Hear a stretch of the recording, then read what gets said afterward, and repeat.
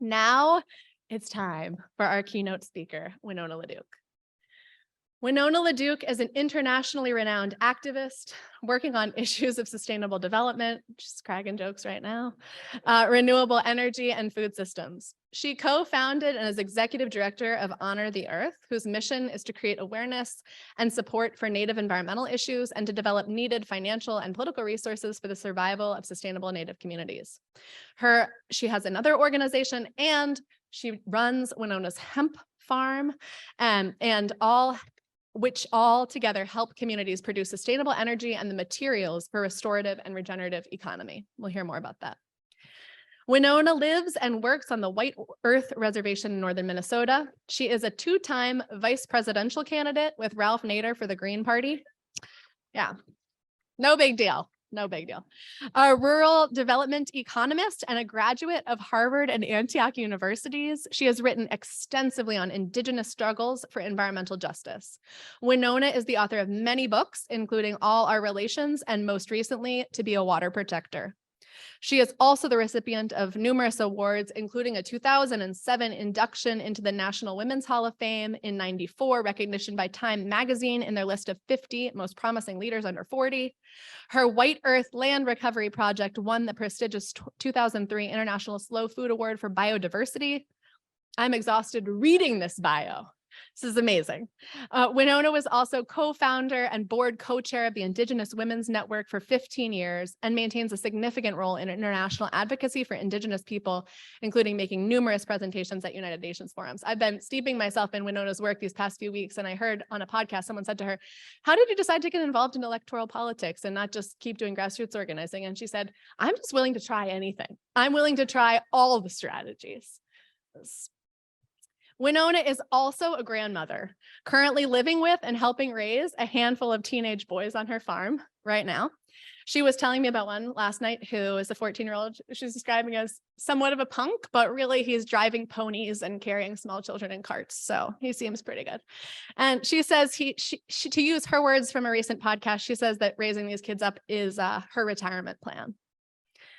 She moves within a family lineage of people involved in helping bring about a healed world in a number of ways. Her parents were active in the Indian movement, marched in solidarity with farm workers in California, and were anti-war activists and artist contributors in partnership with Martin Luther King Jr. on the Poor People's Campaign. Her grandmother was a member of the Garment Workers Union, and her stepfather was an entomologist who worked on a farm. And she said, what I do now is a reflection of those people who raised me. I give credit to them. We are lucky to give credit to Winona LaDuke, who is a living example of the kind of ancestor all of our descendants will thank. Without further ado, I'd like to welcome you to the stage, Winona.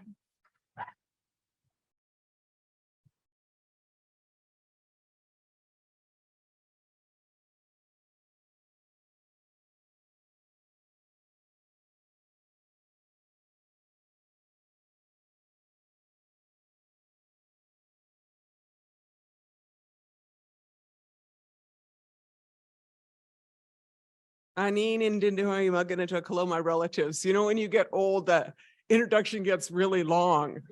And then she was like, in my ancestors, and I was like, oh my word, I'm gonna be here a long time. But thank you for the gracious introduction, and thank you all for having me here. A lot of us haven't been out for a while, you know, so it's nice to see you all. I've not been to a farming conference, but I think we're all kind of, well, up north, we're like, we don't want spring yet, we're not ready. Is that how you're feeling too? I was like, I don't got my plan down. Just give me a little bit more space, you know, but I heard that the sap started running up here. Is that right? Yeah, it's like, we think it ran, but no, it's cold now for a little bit. So we're hoping that we can go back to our usual month when the sap runs, which is, supposed to be in March and April. That'd be awesome. Is that when yours runs here usually in March or in February? March, right. Okay. Anyway, very nice to see you all and to be here. Gathering, that's a new thing for a while. Inda Kingamin. Now I heard that word kind of as what Abenaki word. That means that's our word too, because we're the same people. Inda Kingamin, that means the very land to which I belong. Inda Kingamin, a king means the land to which I belong. And I think that that construct is a really important construct, the idea of you not owning it, but you belong to land. And I think that as farmers, a lot of you understand that. And so I appreciate that. And I also just wanted to, acknowledge again that these are my relatives out here, the Abenakis, the Wampanoags. And a long time ago, we lived here, and then we were instructed to follow a shell which appeared in the sky to the place where the food grows upon the water.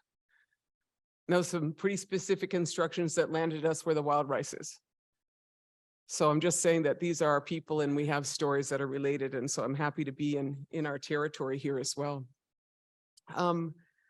As I thought about what to speak with you about today, this is a treaty. And I don't know if you know this treaty, but this is a long time ago. Mwanje, they say that it was about 1,000 years ago. This was an agreement. This is when they used to make good treaties. This is one that's it's called the One Dish, One Spoon Treaty. And it was first recorded as a wampum, and I think a lot of you are pretty, knowledgeable. So you know that you can see this is a quahog shells is what it is, that are made into this belt. And it's really interesting because this morning Peter gave me a spoon. I was like, oh, how perfect here for my one dish, one spoon part of this talk, But it means that like what a long time ago, the Anishinaabe and the Haudenosaunee gathered together, and we're talking about how to get along. That's always great, huh? How to get along. And I just want you to know that, because conflict is everywhere. You know what I'm saying? It's just a matter of how you work it out, right? Don't need quite so many weapons, right? Play lacrosse. That's your plan. Just play lacrosse. You'll be a lot happier. But we had this conflict, and we said we came together to make this agreement. And the agreement said that we all have one dish. We all have one dish, and that dish is our Mother Earth. That's what the dish is our Mother Earth, and we all eat from her. And so we have to take care of the dish, and we can't take too much out of the dish, and you got to make sure that the dish, that it is good, that our Mother Earth is cared for.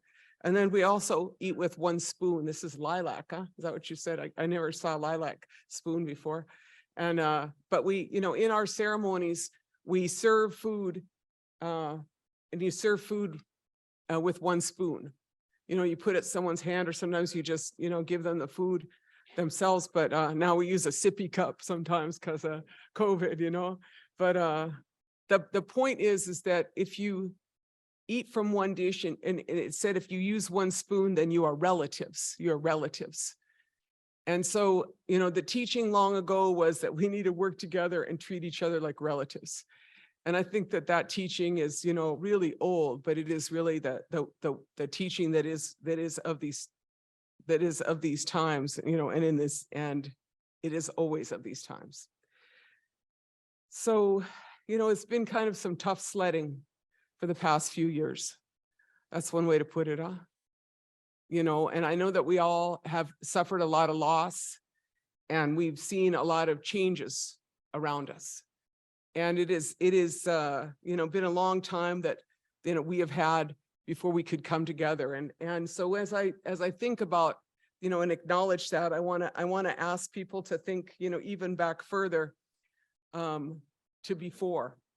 Now, this is, I call this the Make America Great Again portion of the lecture.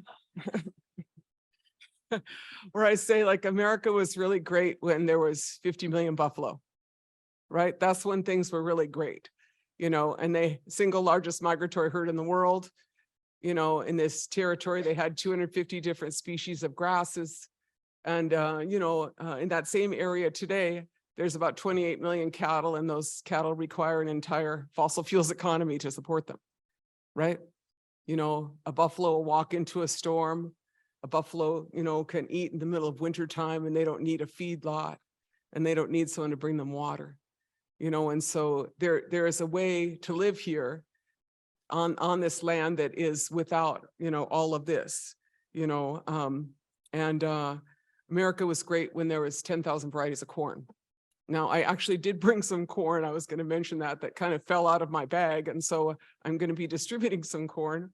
But, the point is that corn was all those varieties, all those varieties were were, made. One thing about corn is that corn is between you and the creator. Like corn doesn't exist in nature, right? It's teosinte in nature. It's a grass. And so corn shows that humans can do cool things. I'm just saying that because that's this relationship that you can develop all of these really great varieties if you work with Mother Earth and you work with the plant, and you understand that because a lot of you are farmers. But I say that like corn is like, we did a good thing that one time, but when there was tremendous agrobiodiversity is when America was great. America was great when you could drink the water from every creek and lake, right? America was great when there wasn't like really scary clouds over Ohio, right? I mean, let's just, and it's important to me, you are farmers, you are, and smart people, there's a lot of America has historical amnesia and also has like an ecological amnesia, that they forget that this place used to have this beautiful thing there, and I think that part of our moment is the ability to not only remember that, but to do our part to make things good, so that's when I don't want to have amnesia. I want to remember and I want to do things right. So on kind of a worldwide scale, Indigenous people represent about 4% of the world's people, but we are 75% of the biodiversity. We're the people who still live in the places where we're supposed to live. We're the people who still keep, or work to keep our traditions and our covenant. That's what it is. It's really a covenant between you and the creator, a covenant between, you and the plants and the relationship. That's what it is. It's an agreement. It's an agreement. And in this world, where there is chaos all around and catastrophes of biblical proportions, one would do well to hold on to the things that are still wild, where the wild things are. And that's where we live. We live where the wild things are, in our territories. And that's why the struggles of Indigenous people against mining corporations and oil corporations and mega dam projects are really stories about our ability to continue a life, all of us, because you gotta keep some of the wild. You gotta keep some of the wild parts, So this is me. This is one of my grandsons. He's a lot bigger now. This is a couple of years ago. This is on Shell Lake. And this is what it looks like where the food grows on the water. That's wild rice or monoman. And all you really got to do is to take care of your lake and make sure that, take care of your lake, take care of your rivers, take care of your water, make sure the water levels are not too high, and you can eat forever of that lake, and I say that because, I didn't know much about, I think I took it for granted, but one day this Thai rice farmer came to see us and he was battling the GMO of rice, and he came to see us and he said, "Where's your rice?" And I said, "Over there." He said, "No, where's your rice?" I said, "There on the lake."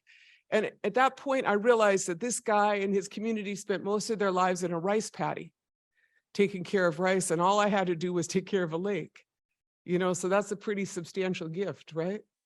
And so we don't take it for granted, and this is our rice. This is Lower Rice Lake. That's all rice out there, and so our battles to protect our territories are really about, this rice, our most sacred, and I want to say that, as we think about resilience, so there are some places in our area where non-Indian people wanted to have large boats on lakes. You've heard this story before, I'm sure. And so they had to raise the water levels in the lakes to keep their big boats, right? And so when they raised the water levels, they drowned the rice, right? And so a lot of our tribe, like particularly the Mille Lacs band, fought them, on a couple of these lakes, Onamia Lake and Ogeechee Lake. And it was interesting to see that in one case, the rice, they tried many years to get the rice, the state to decrease the water level, to protect the rice. And the state was like, no, stakeholders, some kind of bullshit like that. And then finally one day, then there was a drought. and after 17 years, what came back? The rice, it came back. Now that's a really important lesson about the resilience of seeds. is that after 17 years at the bottom of a lake, the right conditions return and the rice is like, I'm back, right? Another like 50 years, 50 years. So, you are people who work with seeds. Remember the power of those seeds. Remember that there is so much, so much power in those seeds. And that's why it is so important that we care for them and we keep our covenant, our agreement with those seeds, So look, this is what we all was kind of looking at the last little while with our food system. There's all this talk, I studied economics and there's like the economies of scale. You need everything big. I was like, well, that's what it looks like when it's big. It doesn't work, and we know that that size matters, and too big a food system is going to collapse during a pandemic, right? I mean, this is, we all lived through this, right? And it's a time when, but it is really, I would call this a time of prophecies. That's what it is. It's a time of prophecies. My father, he passed away last century, but he used to tell me, he used to say to me one time that one day, Winona, there's not going to be any food in the store. That's what he said to me. And I was like, I didn't, I was a kid, I didn't really think about it, but I just saw that. Didn't you just see that? We all just saw that during the pandemic, right? There's things that, the way that we got to be in this society with our fossil fuel addictions, we got kind of accustomed to things, And then, but a lot of those other people, they told us a lot of other things that was really important, and I think about that now that I'm older, that, I got to hang out with a lot of cool old dudes, man. And some of those guys said things like Thomas Banyaka. Some of you might have remembered him. He was a Hopi. And he would talk about how the Hopi prophecies would talk about new worlds being born and old ones ending. And I think that as farmers, you understand that, there's, I don't know, the zombie apocalypse people with the Armageddon thing, but what we know who are land-based people is that life is about birth and life and death and rebirth. It's cyclical. And so there's each spring you have an opportunity to be born again, each spring, because that is what happens. And that's what a lot of our teachings are, is that there be a new time. And Thomas used to talk about the times when they knew a new change was coming, because he used to talk about how the Hopis had a prophecy of a gourd of ashes that fell from the sky. And that would mark the beginning of a new time. And then the Hopis said that was the atomic bomb. That's what they said that was. And then the Hopis talked about this time in the 70s. I remember this. And I remember them talking about a time that there would be a web in the sky. Right. And I was like, we were all like, I wonder what the web in the sky is. I wonder what that is. Is that like Star Wars? We were trying to figure out what that was. And here we are, I'm talking to people someplace else in the World Wide Web. That was, those old people had some idea of what this time that was coming.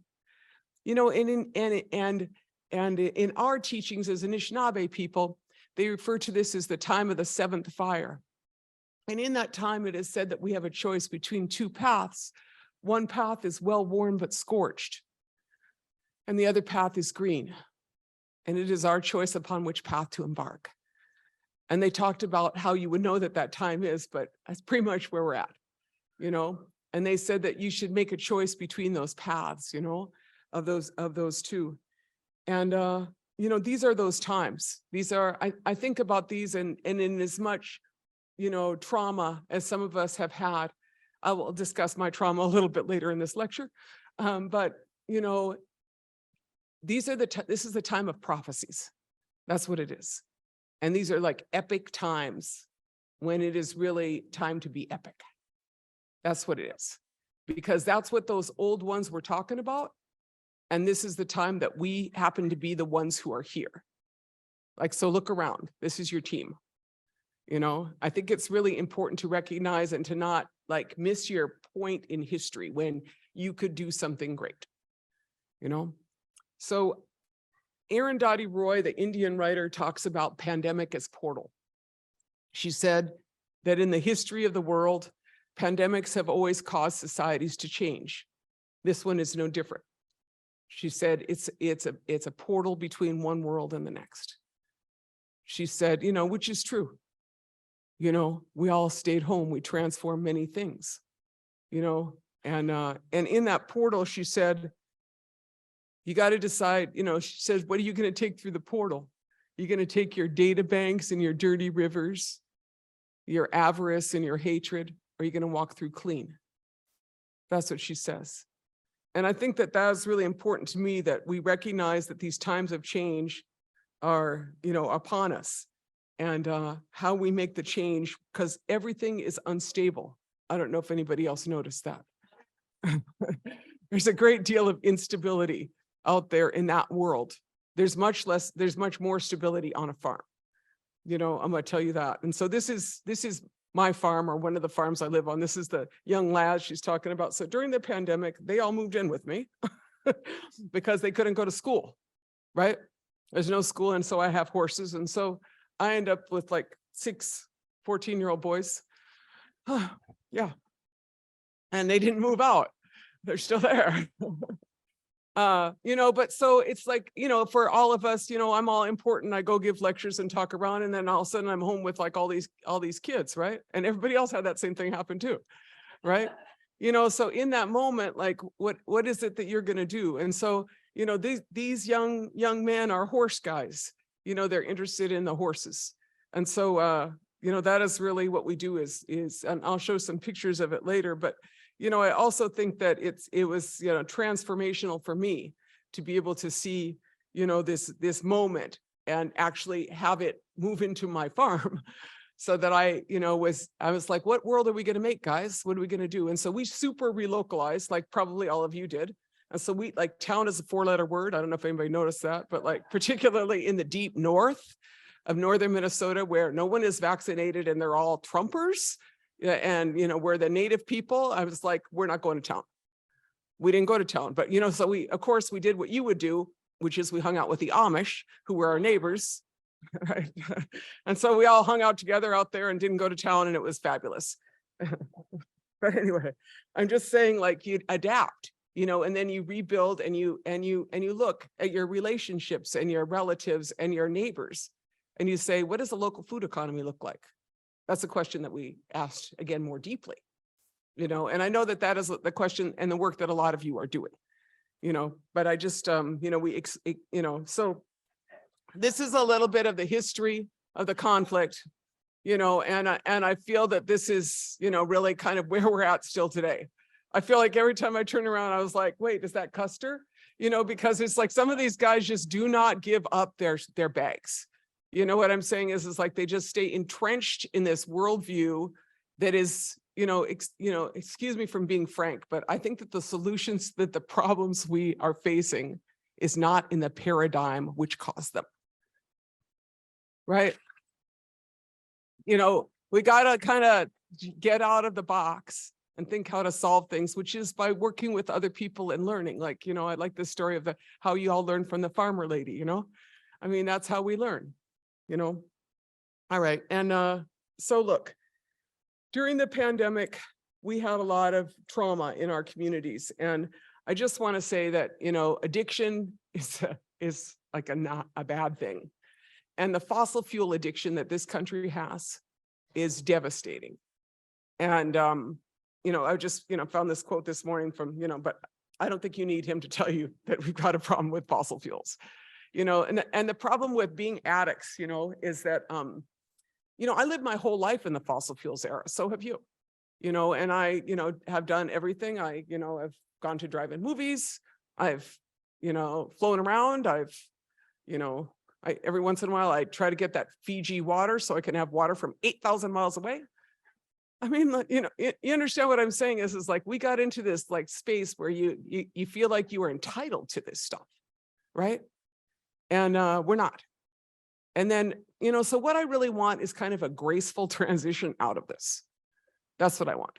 I don't want everything crashed up, and that's what we're working for. And I'm going to talk about that. But first I have to talk about my experience with Canada, which is, so look, I spent the last 7 years fighting, maybe actually 10 years fighting Canadian pipelines.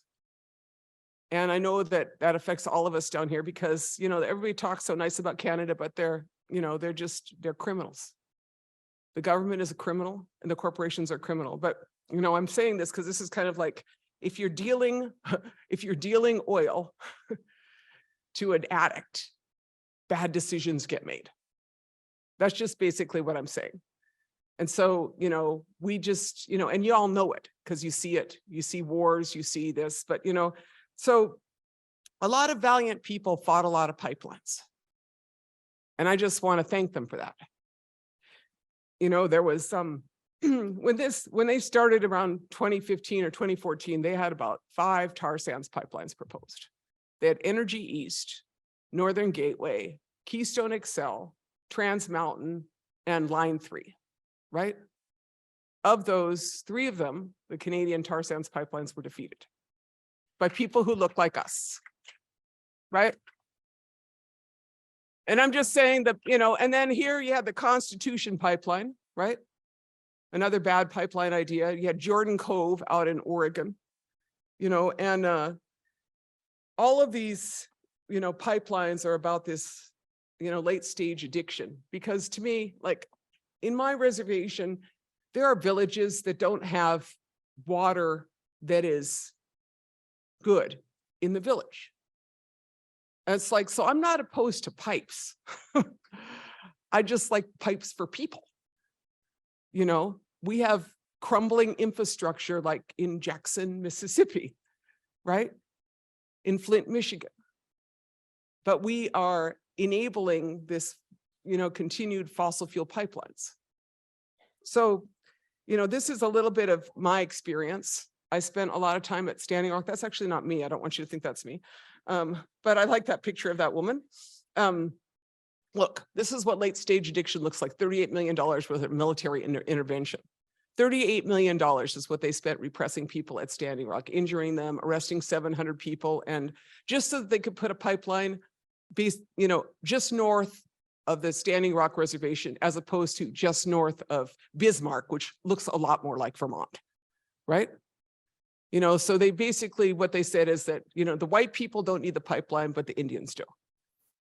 And so we fought that pipeline, but, you know, Energy Transfer Partners got their pipeline in after a lot of blood, literally. And then this is my experience from the past 7 years, which is the Enbridge Lines. We defeated the Enbridge Sandpiper in 2015, but they came back with Line 3. We tried everything. Like, I'm probably like a lot of you. I went to every hearing. I wrote every letter, appeared at every opportunity, submitted really thousands and thousands of pounds of testimony, right? And, you know, in the middle of the pandemic, Governor Walz put this pipeline through as an essential infrastructure project. You know, oil pipelines aren't essential infrastructure projects, but this is what it looked like. This is the pipelines going through the heart of our wild rice territory. And this is what it looked like on the ground. And we had 1,000 arrests. And this is my one of my arrests. And ironically, I get to hang out with you here, but next Friday, I'm in court because I am one of the, you know, I still have charges in 2 counties as a water protector. And what I'm trying to understand is why I am a criminal and the corporations which contaminate our water are not. You know, that's really the fundamental question. And so this is what women in their 60s do, is we get lawn chairs. They were like, I remember some of the young people, they were like, would you like a bike chain around your neck? And I was like, no. I will take the lawn chair approach. You know, but so 6 of us were arrested and this poor journalist got swept up in it. And so we started at the shore, and those are my kids, my grandkids, on the horses. And so we started on the shore, and this is the Shell River, which I showed you at the beginning, a picture of me racing on Shell Lake. And I've lived near and around this river and lake most of my life. And my tribe appointed me the guardian ad litem of the Shell River. And so I spent a lot of time camping and trying to stop them from putting in this line, and then ended up, you know, after a lot of trauma, with this arrest. But we started on the shore, and then we went up and we sat down, and we sat there for about 4 hours. And just in case you're wondering, you can wear Depends, just so you've got, if you want to know about that, wear Depends. I just want you to know I didn't have to use the Depends.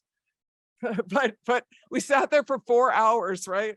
And those cops, they all had these like really dark glasses on, like asshole glasses, pretty much, to just kind of like look at you and like glare at you. And there's like these 6 women, that are sitting there, and we're singing songs, and we're, lecturing, and, whatever.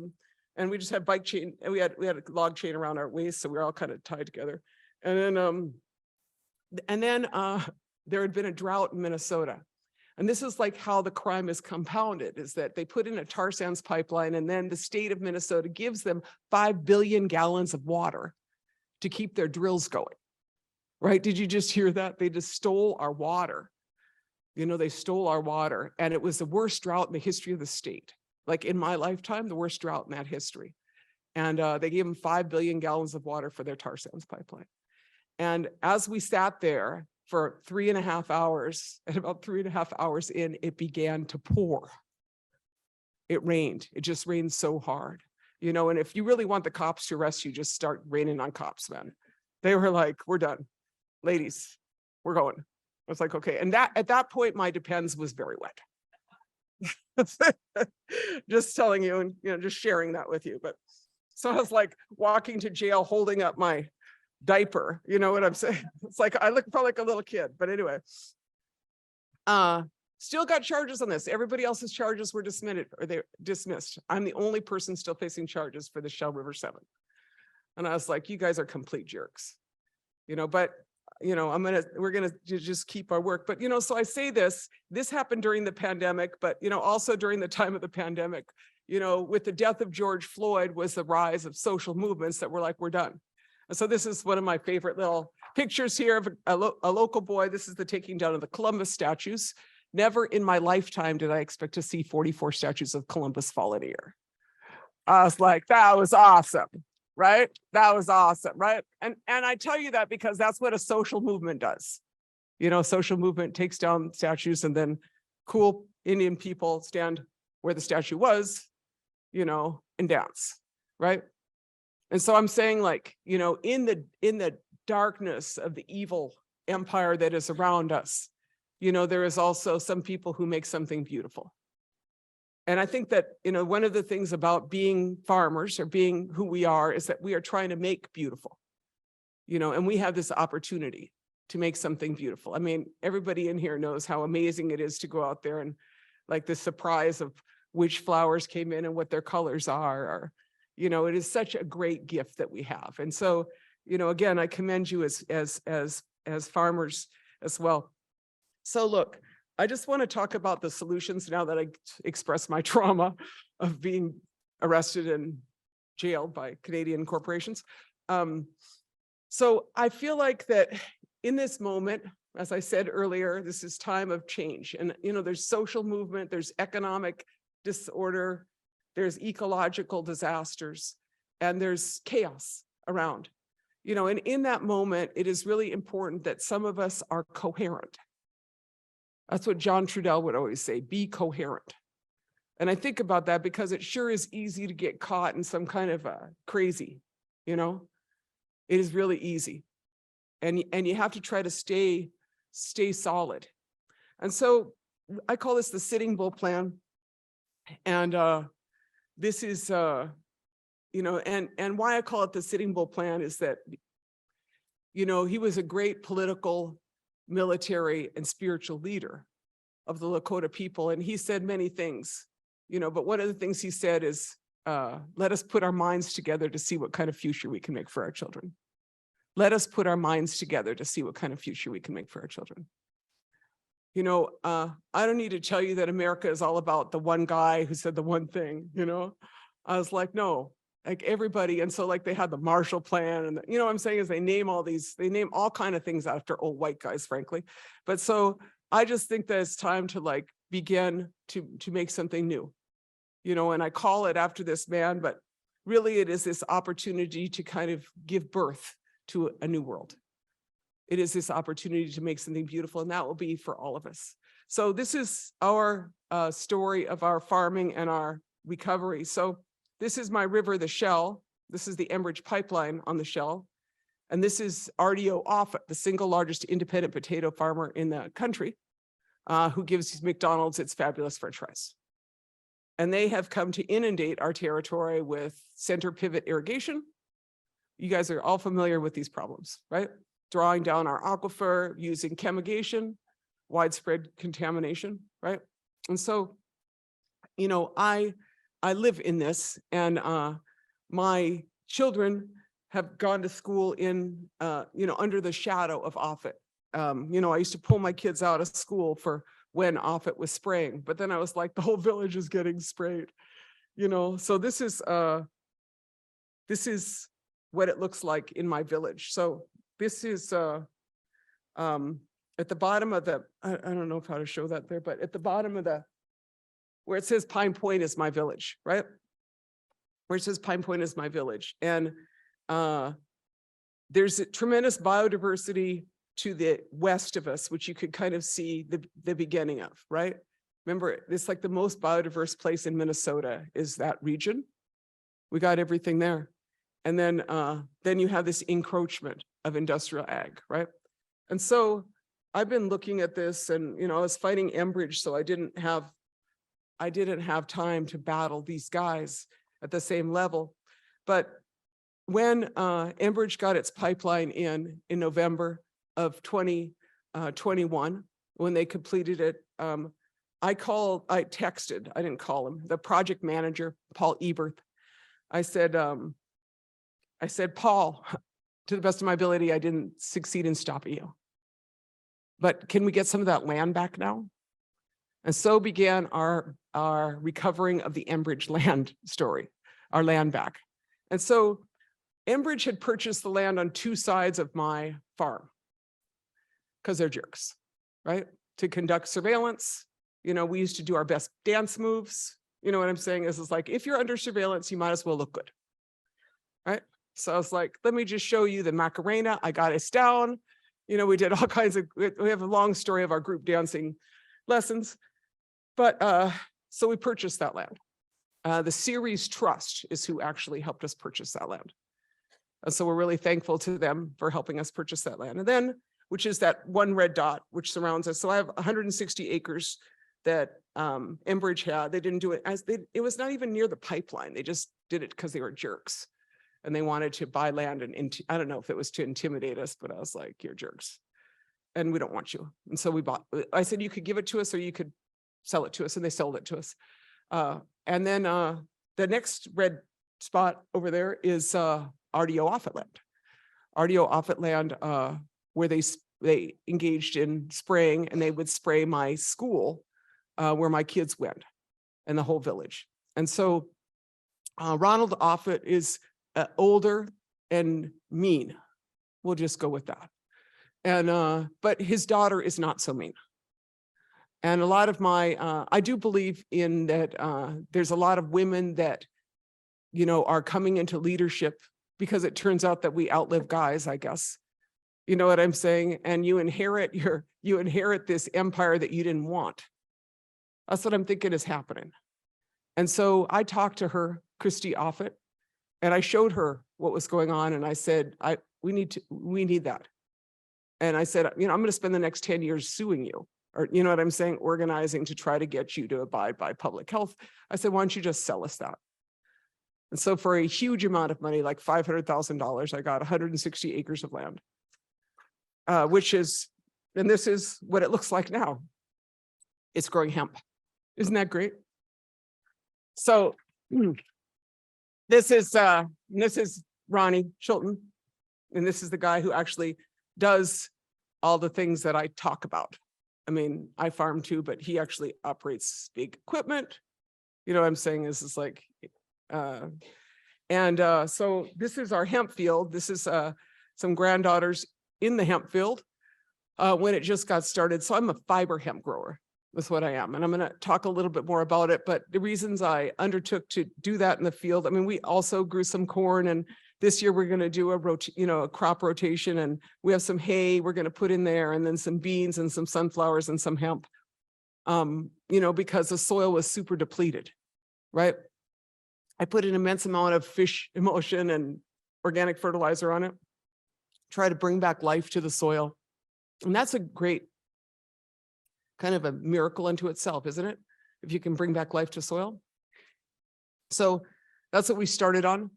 And then hemp, as you likely know, bioremediates because it grows so tall, so fast. The roots also suck things up. So we wanted to try to get away from that. So this is, what else we grow. This is our Lakota Squash being delivered to Awamni, which is the sous chef restaurant, right? One of my staff came out to see me and he brought me some coffee, which was funny. He brought me the coffee and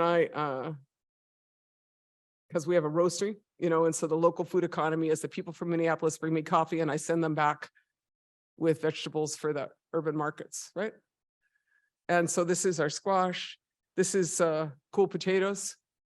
Now I wish I could, but we grew 17 varieties, right? And you guys up here probably have good potato varieties too, and this is really the answer. And I know that the super scientist guys are studying like indigenous varieties for climate resilience. And I was like, you just grow those things. That's what you do. You rotate your crop and you grow diverse crops, right? But this is things that farmers know, that corporations, as they're in their pursuit of smart seeds or whatever, they're $26 million worth of smart seeds, right? This is what you do. You just grow these and you rotate them, and you return agrobiodiversity. And you do some of that with horses. This is Kara Knowles, a friend of mine who is now working with us, and that is a pony in front, as you see. Well, you can't really see, but there's a pony there. Yeah, the little tail of the pony. And this is a field that is in the middle of the Ponsford Prairie that was formerly held by industrial ag that I'm trying to recover, this small patch with, and so, though, some of you are involved more in horse farming. We horse farm our smaller acreages, like our 3 to 5 acres parcels are horse farmed, but our larger acreage, we have tractors for. But, I know that if the more that we develop, we're gonna keep growing out our horse farming. And then this is some of our corn from last year. And I just like to show this picture because this corn from last year, which I brought some of these seeds, which kind of had distributed themselves in my suitcase. This is a Mandan variety of corn from Mandan people on the Missouri River. And it's a northern Flint corn, and the thing is that I've never had a crop failure with that corn. Even in the deepest drought, the corn was super short, but it still put on an ear.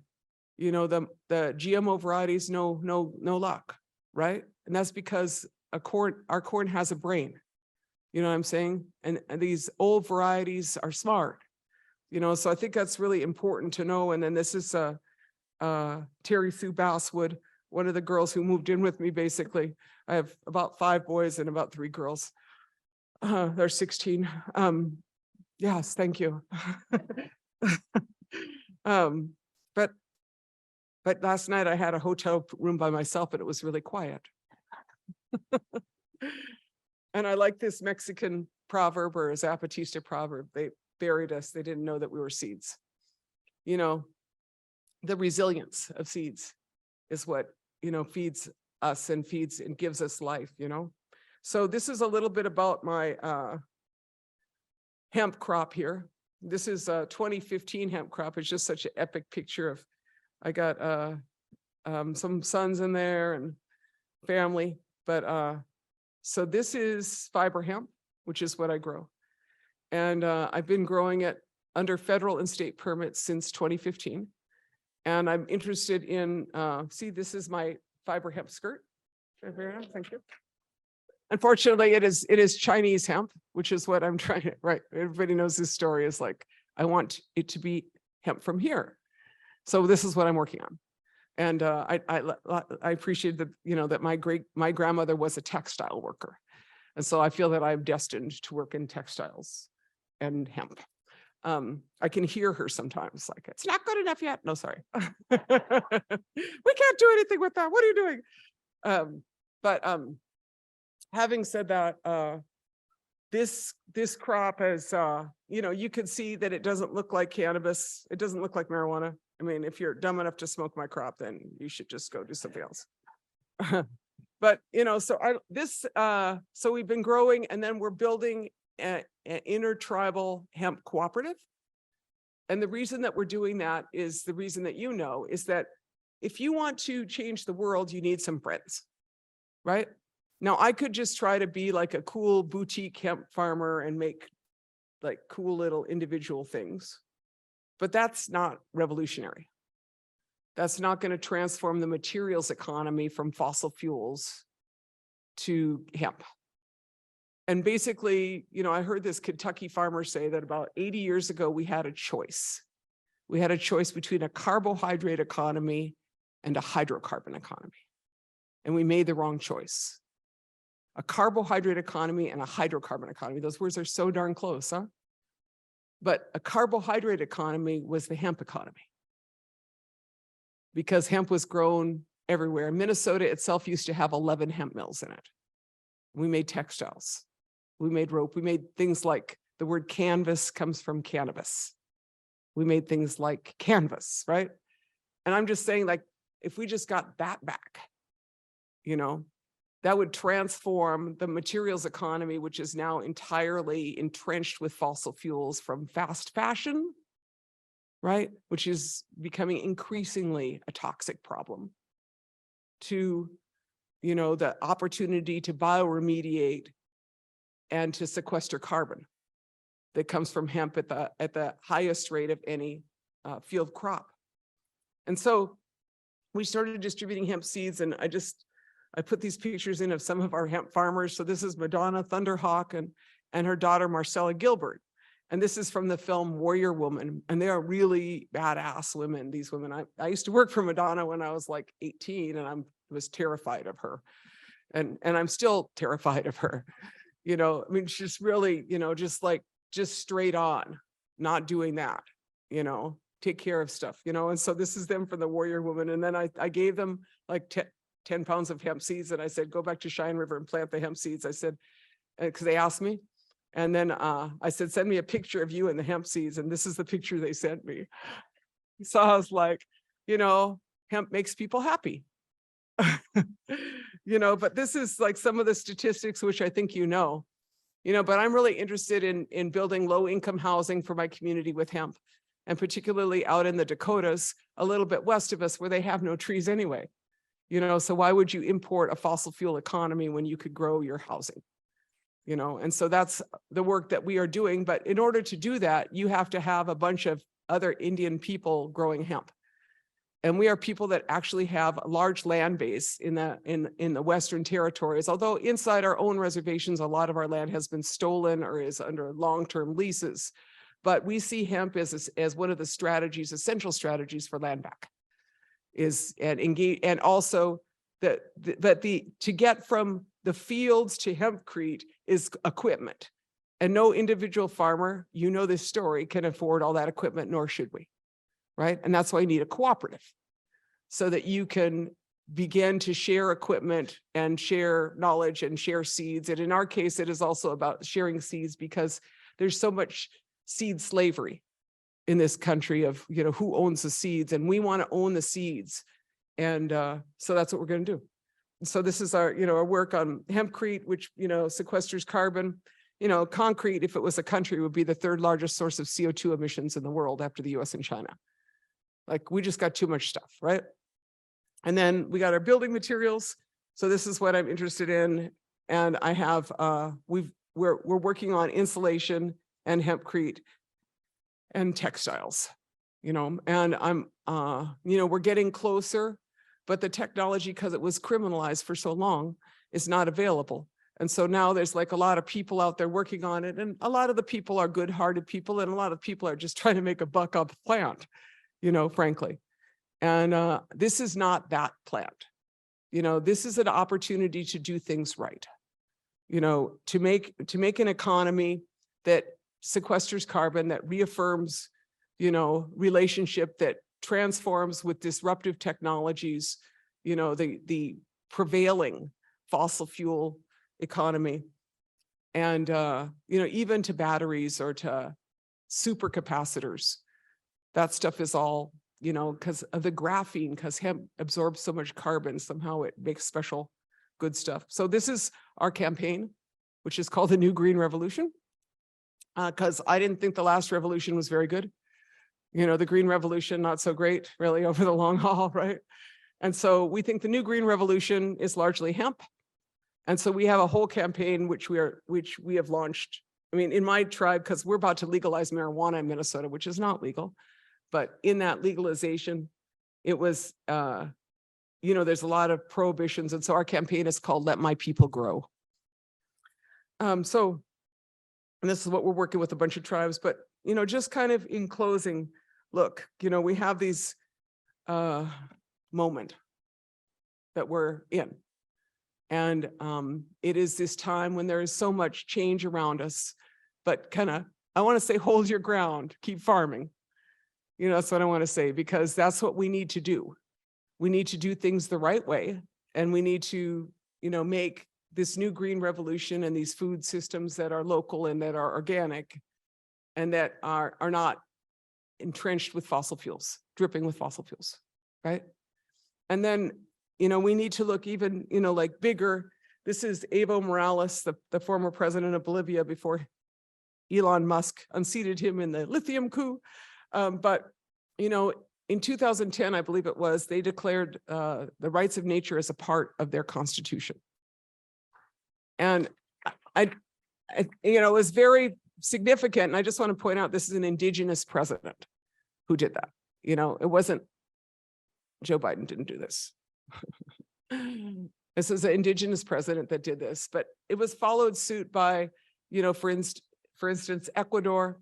Pachamama is a part of the Constitution, and the beginning of work, internationally, the rights of a river, Wanganui River in Aotearoa or New Zealand. On a worldwide scale, there are more places that are recognizing that Mother Earth has rights, and we have this covenant and this responsibility. But it is really important to begin to kind of deconstruct those laws that have privileged corporations over people. Considered natural persons under the law, right? A corporation is considered a natural person under the law. And we know that a corporation is not a person, because if it was a person, it would have a soul. Corporations are not people. But taking that back and reaffirming, so a lot of our tribes did similar. This is the Klamath River, the rights of the Klamath River. Our tribe has recognized the rights of Monoman or wild rice to continue without contamination, in perpetuity, with clean water. These are the basic, as much as we are so much about our rights, we're all about our rights. Well, what about the little things, or the big things? How do we enshrine that in our work? And in Ecuador in 2021, the Ecuadorian Supreme Court, or Constitutional Court, threw out the mining claims of an Ecuadorian mining corporation and a Canadian mining corporation, saying that their right to mine had been superseded by the rights of nature in the protected area. And so, what I want to see is this more, where nature is more important than corporations. And that's really our opportunity, in this time, to transform from the roots up, but also in the public policy arena, in whatever ways that is possible. So, this is Dr. Emoto's pictures of water crystals. And, I really like this picture because, I never really thought about it till I saw this, like snowflakes and such. but, the water tells a story. Water has trauma, right? That's what you can see in the pictures. But you can also see that after prayer, after good intention and after good work, and probably stop doing stupid stuff, things get better, So keep that in mind, that our collective prayers and our good thoughts, you know, as spring comes, it is an opportunity to make something new and beautiful. And it is really important that we put our good prayers and our good thoughts to it, and learn again how to, you know, eat from one dish and have one spoon. So miigwech, thank you for your time. I appreciate it.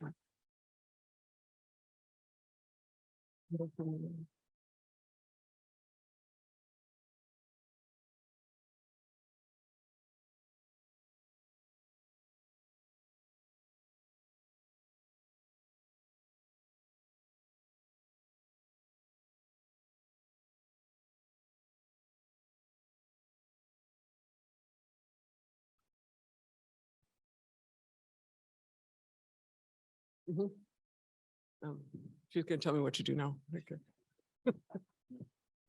Let's do it. Thank you so much. This is so amazing. Okay. You want me to say that you can be found over here? Yeah. Okay. I mean,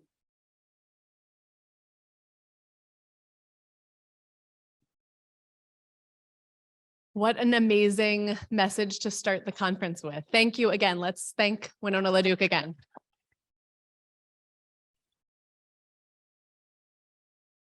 For her work and her message. And if you want to meet Winona LaDuke, she'll be over here at this table. She has some wild rice and a few books on offer, and also some corn seed that she's saying she is willing to share and distribute to any farmers who want to grow it out here. So come and find her here. But we are now breaking. We won't be back together in this whole group again. So I'm sending you on your way. Please find anyone who you need in a shirt. If you have a question about where you're supposed to be, there's an exhibitors hall down a floor, and with a very, very large snack table of just your like most wonderful dream. So please check that out. And I hope you have a wonderful day at the conference. Go for it.